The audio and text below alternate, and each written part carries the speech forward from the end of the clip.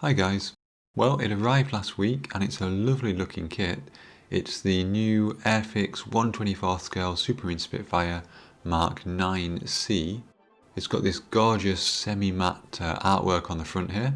And I did get the pre-order version from Airfix, so I got the poster print version of that artwork as well, which I'll have to show you later. Before I get into the video though, I would like to say a big thank you to everyone for watching and a special thanks to my Patreon supporters and YouTube members. These guys provide support to the channel every single month and it is massively appreciated. Thank you very much guys, it really does help keep the channel going. We can see here from the side of the box these lovely CAD images of the engine, the cockpit and the overall aircraft. Lots of detail here. I feel like the engine itself could be a separate kit, probably the cockpit itself as well. So lots and lots to work on here. We've got the 5 marking schemes on the side here. So the Dayfighter scheme with 3 versions, a Desert scheme there with American markings, and the French Forces scheme there. I haven't yet decided which one I'm going to make, though I have got a fairly good idea. So when we open the box we see this huge piece here with the lower wings on. Nicely separated actually from the other pieces by this piece of brown paper. It's nice to see some movement away from plastic bags. And as you can see here, this is clearly well over 30 centimeters, 12 inches. Absolutely massive. But still some great detail on here.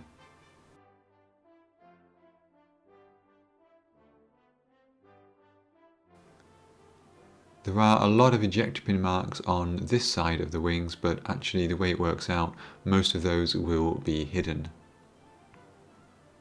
Underneath the brown paper, we have the top wing parts.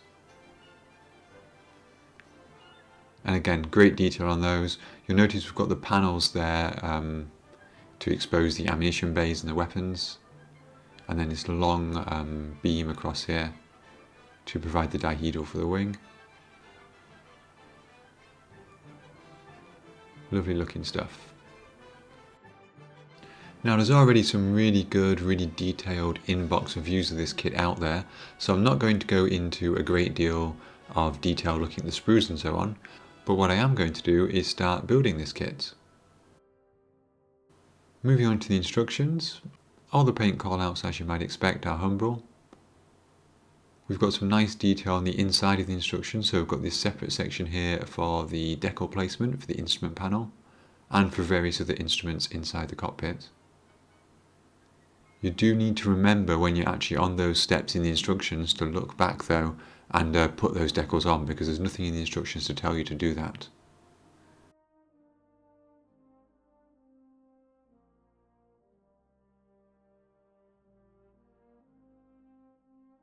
A few options there for the door as well.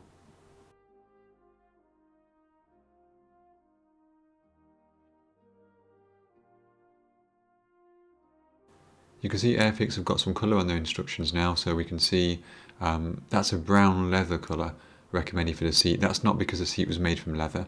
It's a kind of, it's not Bakelite I don't think, but it's a resin bond material which has got a kind of reddy brown colour. And the nearest humble colour I guess is that leather paint. I think the back might have been leather though, perhaps black leather, so we'll have to check that out. 78 is the humble colour for the RAF cockpit green. And then as we move on you can see we build up the cockpit. So let's look at some plastic and get building. We have this sprue D here which has the majority of the cockpit pieces on it.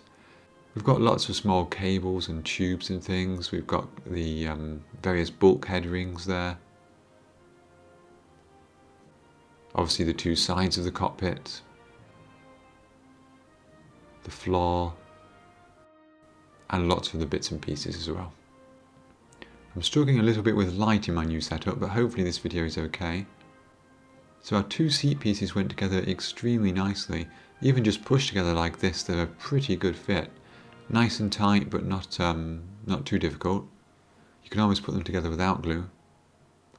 and then these lovely side pieces here. And you'll notice there are no ejector pin marks or anything like that are visible on any of these pieces. There's some nice texture on the leather of the back of the seat.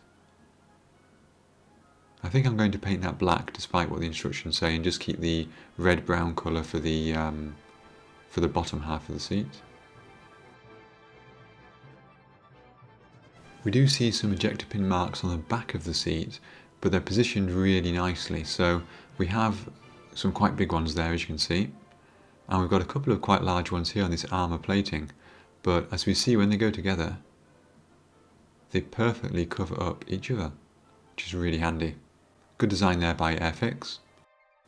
There's our built seat with the armour in place. I'm going to keep it separate for painting at the moment because it needs to be a different colour to the seat. And that's actually the case for a lot of the things in this cockpit. We do have these plastic moulded seat belts here, which surprised me a bit. I did think maybe Airfix would have gone for photo etch ones. If we just get you a bit of an angle on there, you can see that they're quite thick. Although, to be honest, I think maybe viewed from above they wouldn't be too bad.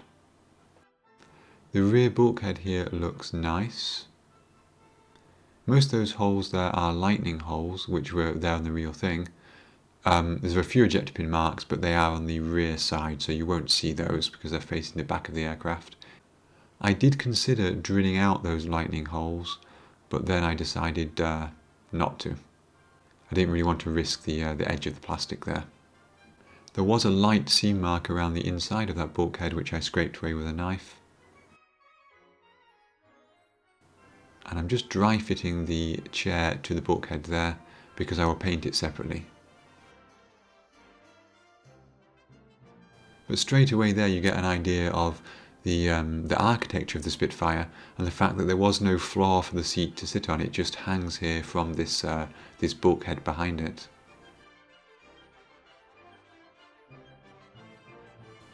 So the cockpit builds up around this floor piece with a few additions. Again, any ejector pins you're seeing here are going to be invisible in the final model. Here I was trying to strike a balance between building up sub-assemblies and the ease of painting. Of course, it's not going to be super easy to get paint on the inside of these floor pieces here, but it's going to be probably better than trying to scrape paint off things to glue them together later on.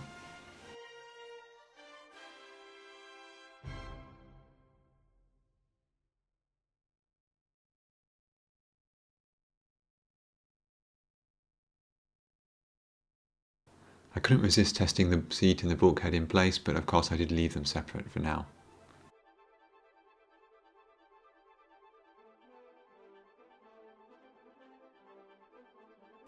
There's a really nice connection system between the sides and the floor of the cockpit using these kind of tongue and groove systems.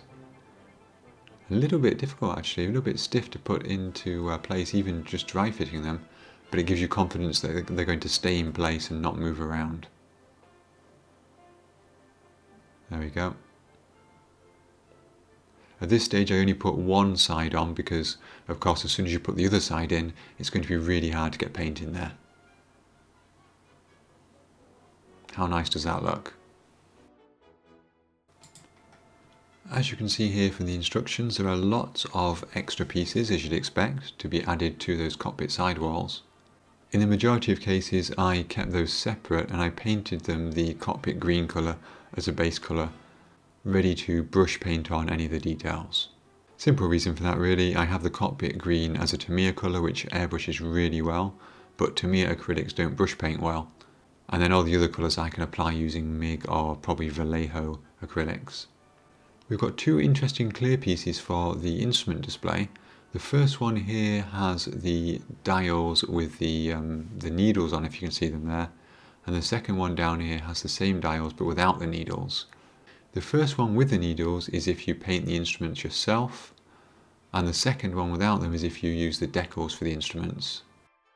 I'm not really sure why these are a clear part, to be honest, because the decals go on top of the clear part, so it's not like you're getting the glass effect. I don't know why that is. Does anyone know why they're provided as a clear part? It's probably a really obvious explanation, but I don't know what it is. You can see again there's that slight seam line on the inside of this bulkhead piece that can be scraped away with a knife.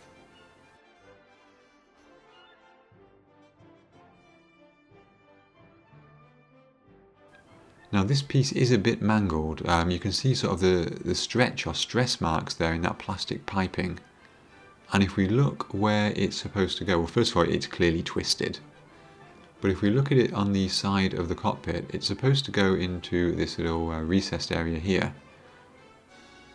And I presume the piping's supposed to go flat because that top left piece is supposed to fit in that gap there, which it doesn't really, because the piping sort of, it's more than just twisted, you know. I think it's a deformed piece.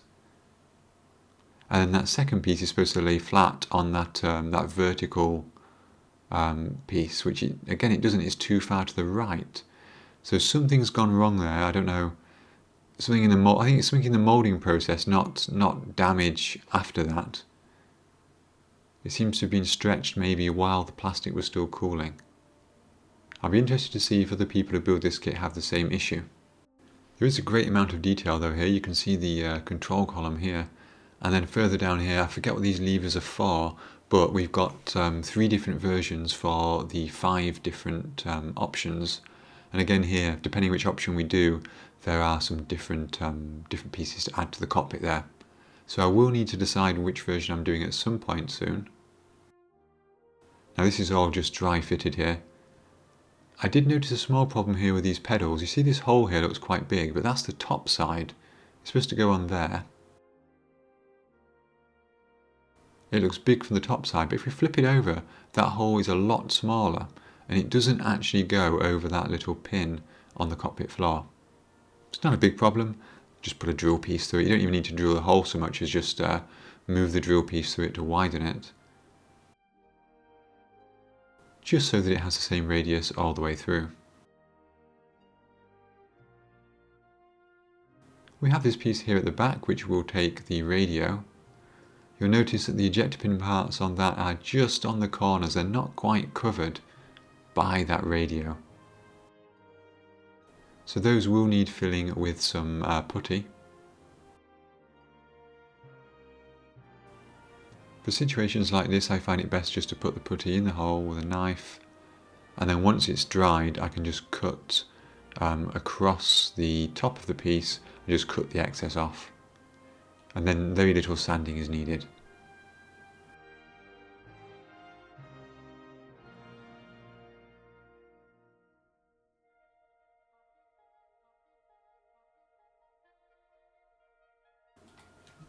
So weathering of course is going to be really important on this kit. So I base coated everything in Tamiya XF69, which is NATO black. That will form a shadow coat for the next layer of paint. And of course I gave those separate pieces a coat of NATO black as well. This is the firewall, the bulkhead that goes behind the instrument panel.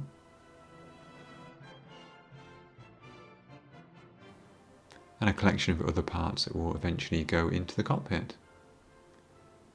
You do have to be careful with these. You do really have to follow the instructions in the correct order, because several of these pieces, like that oxygen tube there, they feed around other pieces. So if you put them in the wrong order, you may well find that things are not going to work out. Here is the seat with those seat belts temporarily in place. They do look rather thick, don't they? I'm in half a mind about those. You can get a photo etch set for Airfix's old 1/24 scale Spitfire. I'm not sure if I want to buy those or not. And in case you didn't notice it before when I showed you, look at the texture effect on the panels here. Not every panel is exactly smooth. There are some that are deliberately sort of got that stressed effect on them, which is really nice. Now at the rear of the fuselage we have this part here which fits in place. I'm not quite sure why it's separate, maybe for different versions of Spitfires that Airfix might be making. But look how well it fits, really, really nice and tight. No real seam line or anything between those parts. And the same is true with the 2 fuselage halves. If we put them together there, just lightly, you can see if we get everything lined up. We've got a panel line there, but we don't really have a seam line at all, especially not if I actually hold them properly. Now at the rear, we do have these two pieces. One thing I did notice, and I noticed a couple of times actually in this kit, if we put these two pieces together, they don't quite close up. And the reason for it, I don't know if you can see it there, is just this tiny little burr there on this piece. There you go, you can see it now where the knife is there. Just that tiny little imperfection stops them closing together. If we just slice that off,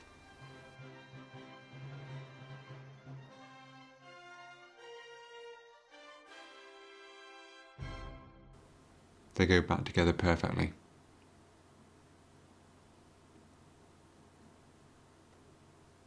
He says as he finds another one. So again, there's actually one at the other end as well there. It's just like a bit like flash really around that part. But yes, once that's removed, they go together nicely. Just an unusual thing to see on a brand new kit, I think.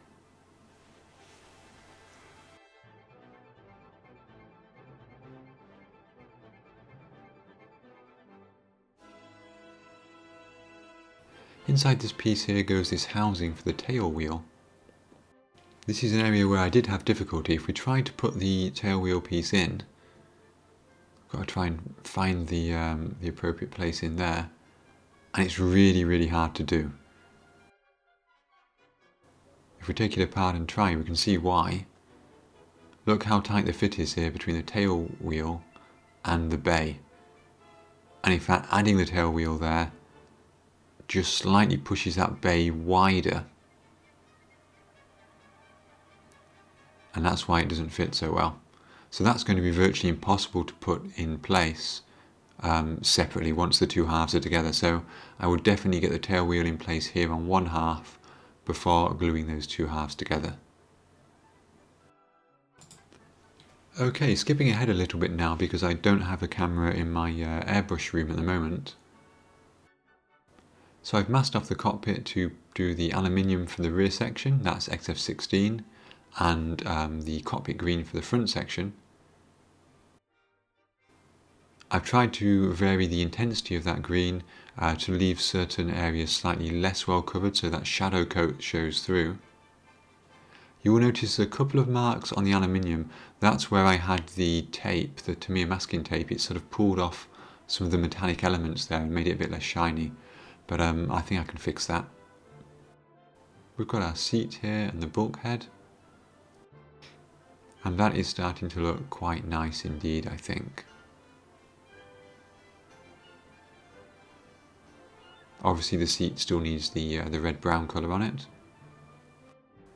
I'm really impressed by this, and it's looking like a Spitfire cockpit already, despite the fact there are still loads of pieces to go in there. Of course, one thing I will need to do is to paint the inside of the fuselage halves here, because of course they'll be the same green and aluminium as the walls of the cockpit. The ejector pins at the front there are clearly hidden behind the instrument panel. The ones at the rear, I don't think they'll be too visible, but I think the one closest to the pilot might be, so I'll probably have to fill that in. Again, I'm just playing around here, just dry fitting, making sure everything fits, but we can start to see something that looks quite interesting. Next up was some of the detail painting. Of course, these will all be weathered later as well. My brush paints of choice are Vallejo acrylics, and that's where this black is from. I find them thinned with a small amount of water and they go down very nicely indeed.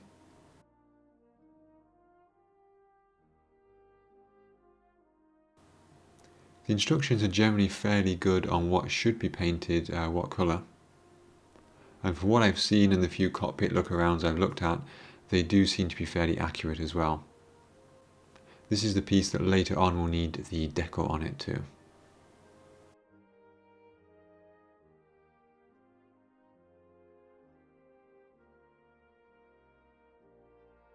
For the aluminium pieces, I'm not a big fan of Tamiya acrylics for brush painting, so I use the Vallejo metal colours.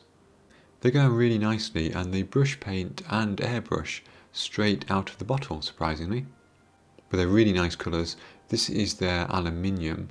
I've also got a dark aluminium colour which I'll be using for some things too. And that brings me to the end of my progress for this video. To go any further I need a brass acrylic paint. Now I do have one on order, but unfortunately the Royal Mail have been on strike again this week, so my package still hasn't arrived. A lot of the wires and the details inside this Spitfire cockpit are brass, and therefore there's not much else I can do on the cockpit until then. However, I did want to share this video with you just to give you a sort of early look of how this cockpit builds up and how this kit looks in general. I hope you've enjoyed it. This will obviously be a multi-part series, so if you haven't already then please do consider subscribing. If you've got any comments about the kit then please feel free to leave a comment below. Do you plan on getting one? Have you got one already? What do you think of these large scale 1/24th or 1/32nd scale aircraft? Let me know in the comments below. And once again, thank you for watching, and until next time, have fun modelling.